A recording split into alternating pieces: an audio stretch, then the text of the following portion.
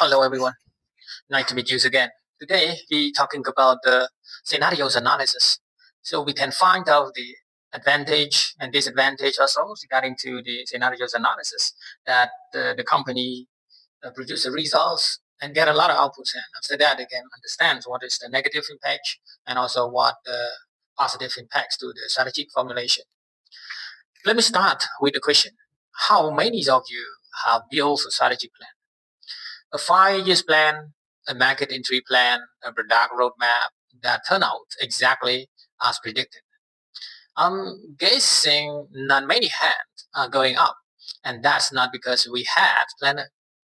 It's because the future doesn't hold still long enough to be predicted with the single numbers of a single story.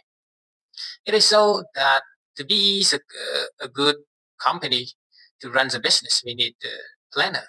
We need the plan. We need the product roadmap. We need the marketing tree plan. We need the 5 year plans. And that's all for the strategic analysis. And we got a lot of scenarios to see that the scenarios analysis can support the strategic formulation. That is exactly the problem scenarios analysis was built to solve. What scenarios analysis actually is? Scenarios analysis is the discipline of imagining several different, internally consistent future.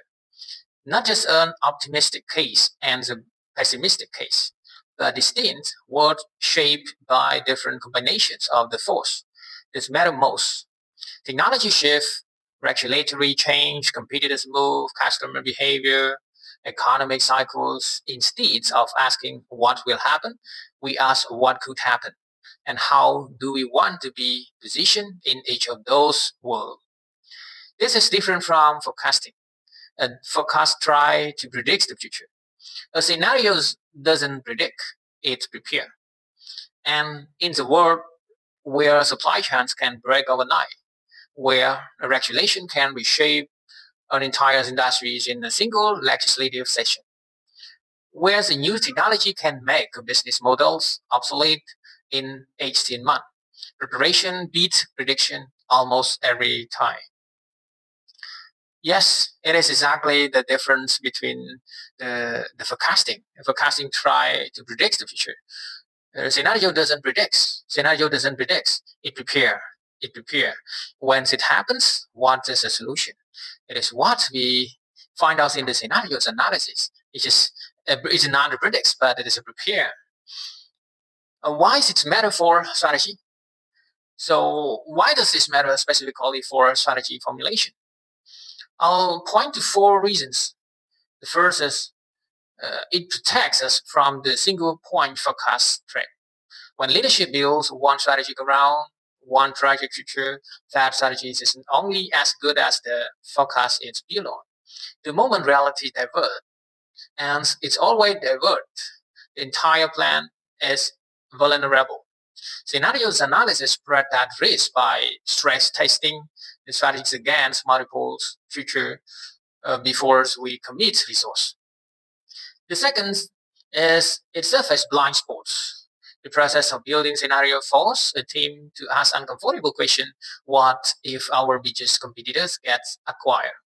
What if the regulation we counting never passes? What if our key technology get leapfrog?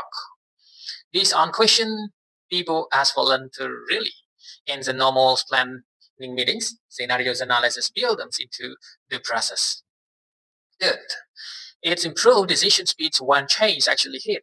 This is something people underestimated when the company has already go through. Company has already shot through the world where interest rates spike, or the world where the key supplier fall. And the world arrive is not starting from zero. There's already mapped the terrain. They move faster than competitors who are caught just flat because the thinking work was done in advance. And the number 4 is it's aligned leadership around shared assumption. Strategic disagreements inside an organization are often not really disagreements about strategy. They're disagreements about which future people think we're heading into. Scenarios analysis put those assumptions on the table explicitly So the debate become productive instead of circular. Yes, it's very interesting on that. And let me consider about the energy sector. It is just example. It is the last decade company that only plans for oil demand keep rising was structurally unprepared while the transition toward renewable accelerated faster than expected.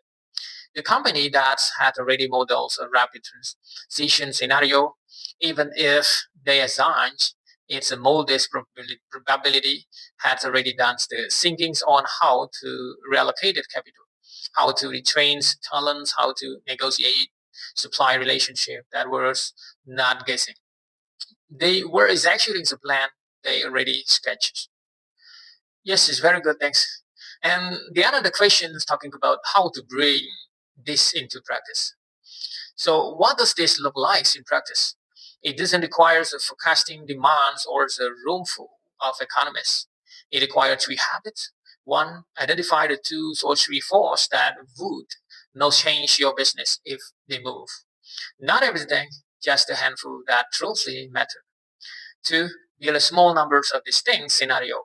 Three to four is usually the sweet spot based on different combinations of those forces and give each one a real names and a real narrative, not just best case and worst case.